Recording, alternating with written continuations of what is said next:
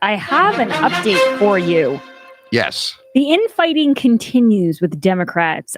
There's word right now on Twitter that Tammy Duckworth is saying she's voting no on Biden nominees until the president makes a commitment or appoints an Asian American and Pacific Islander pick to key executive branch positions. She said she found it insulting that a senior White House aide last night pointed to Kamala Harris's South Asian roots when asked about AAPI picks. And the first circular firing squad. The first among comment the beneath Democrats. It's like the Iran-Iraq war, I always say. Isn't there some way they can all lose? The first comment beneath it was this guy, and he said, "Can you guys please stop infighting? This is why we're going to lose in 2022." God, let's hope so. I know. I was just smiling, going, "Oh, I hope you're right, sir." In other news, Howie, Prince Harry lands a new job as a tech executive. He's really a California man Let's wrap this up quickly, Grace. I don't really care about Prince Harry. But it's very on brand. You know what I mean? Like, he's woke now. He's in California. He's going to work for a tech startup. When is he going to get a DNA test to find out if he's really Prince Charles's son? Howard. Is that on PC to say that? Yes. So watch your microaggressions, my good man. Okay, but what I really wanted to do here is play some sound, Howie. I know you were talking about a lot of the news as far as the shooting in Colorado. But I wanted to talk a little bit about what's going on at the border. I think it's some of these cuts from Lieutenant Governor Dan Patrick. I played them during my show, but I really think they're worth mentioning. And obviously Kamala Harris laughing when asked about traveling to the border. But let's start with Lieutenant Governor Dan Patrick. He's from Texas. He was very offended that Kamala Harris was cackling at the crisis. Let's play cut 22. I'm offended by that laugh by the vice president. For Americans, for Texans, for those families desperately trying to get here. Yesterday, there was a little girl that drowned in the river. Kamala Harris must think that's amusing to her. He was not holding back, Howie. No, he was not. And, that laugh, that cackle is inappropriate. Even if she was at a roast, that cackle is too much. But it's particularly inappropriate in this situation. Joe Biden has no answer either. I'll go to. Do you have plans to visit the border? Not today. The weirdest part, though, is that they asked Joe Biden the same question like yesterday, and he said, at some point I'm going to go there. But it's crazy that you can be the vice president and you don't think that they're going to ask you the question. Like, you wouldn't be prepared for that, or have the right tone for that kind of question. Because it's the biggest story in the country, whether they like it or not. And I haven't heard this cut much. We missed it yesterday, but it was Sunday at the White House. Biden was asked by some reporter, I don't know where he was, maybe he was coming back from the basement in Wilmington to go to the basement in the White House. And he was asked, what are you going to do about the fiasco, the calamity that you've authored down at the border? And here's what he said. Telling them to stay home, don't come now. Why do you think that hasn't resonated yet? What more can be done, sir? A lot more. We're in the process of doing it now, including making sure that we reestablish what existed before. They can stay in place and make their great from their home country. I apologize for the quality of that audio, but he said, we're going to reestablish what we had before.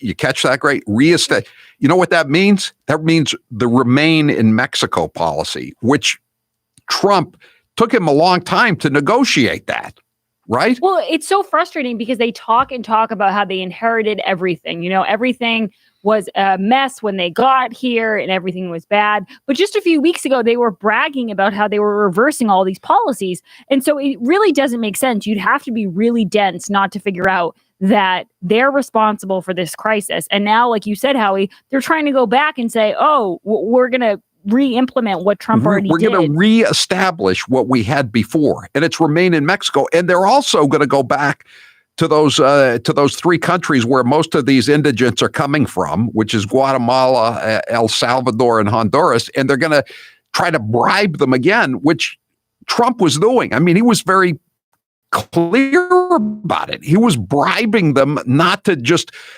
open up the jailhouse doors, open up the orphanages, open up the single mom halfway houses and send everybody up there who couldn't make a living or couldn't make an honest living down there.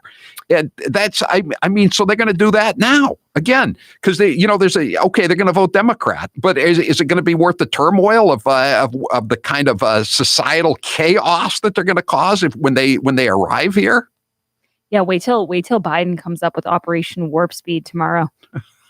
Everyone's going to be so impressed. Guys, Grace's News is brought to you by Toyota of Portsmouth, the house of value. If you are interested in getting a Toyota, they have all of the best cars there, but they also have a wonderful car buying experience. It's very easy and personalized, and they go at your own pace. They don't put pressure on you. Sometimes when you go to get a car, it can feel like a lot of pressure and a lot of pushing to get something you can't afford. But at Toyota of Portsmouth, they make it really easy. They're located just south of the Portsmouth traffic circle off 95. Go to toyotaofportsmouth.com or visit them at the showroom and tell them Grace sent you. Howie, so I don't follow March Madness. I know you do sometimes, right? Yeah, I've kind of drifted away from it. None of my teams are in this year. Well, I have a bracket that I'm finally interested in. And I guess this has been going on for a while, but there's a bracket and it's called the Hack Tournament. And it's set up like March Madness with all the different, tiers and whatever. And it's all the different anchors and pundits, okay? Mm-hmm. So you'll have someone like Jennifer Rubin will go up against, let's say, a Nicole Wallace. And then they pick a winner out of those two. Who's the bigger hack? Oh, I would say Jennifer Rubin wins that one easily. Well, let me give you a couple. Just by being totally insane. Jake Tapper versus Daniel Dale. I go with Jake Tapper just because he has more visibility and he's a bigger total hack. You're right. You're right about that. What? You're right about that. That's who they picked. Because right now they're on the second round. So I'm just giving you the winners of these. Okay, so what about this one, Howie? Katie Tur versus April Ryan. April Ryan. Yep, you're right about that one. More deranged. Katie Tur is terrible, but April Ryan is more deranged. Joy. This for me was a tough one. Joy Reid versus Glenn Kessler. Joy Reid on the same level of voting for April Ryan. Joy Reid is totally deranged. I mean, you're going like 3 for 3 right now. Well, I don't think I don't see any pick'ems so far, Grace. Okay, they're all pretty obvious. What about this one? George Stephanopoulos versus Max Boot. I go with Steffi because he's higher profile. No, you finally got one wrong. They picked Boot. They picked Boot? Matthew Dowd versus Jeffrey Toobin. This is really fun, isn't it? Who do you pick? You got to go with Toobin. Yeah, you got to go with Toobin. Wait, I got another one. Bill Kristol versus Andrea Mitchell. Even though Bill Kristol is in semi-retirement, I'm going to go with Kristol. Yep, you got that one right. Chris Cuomo versus Anderson Cooper. Chris Cuomo. Wow, you're really good. So what happens now is all of these people that win have to go up against each other. So it gets harder. So what is this, like a popular vote on the internet? I think so. Yeah. So I guess this thing's been going on for a while. They did it last year. Last year, it came down to 2 people, Don Lemon and Jim Acosta. That was the final 2.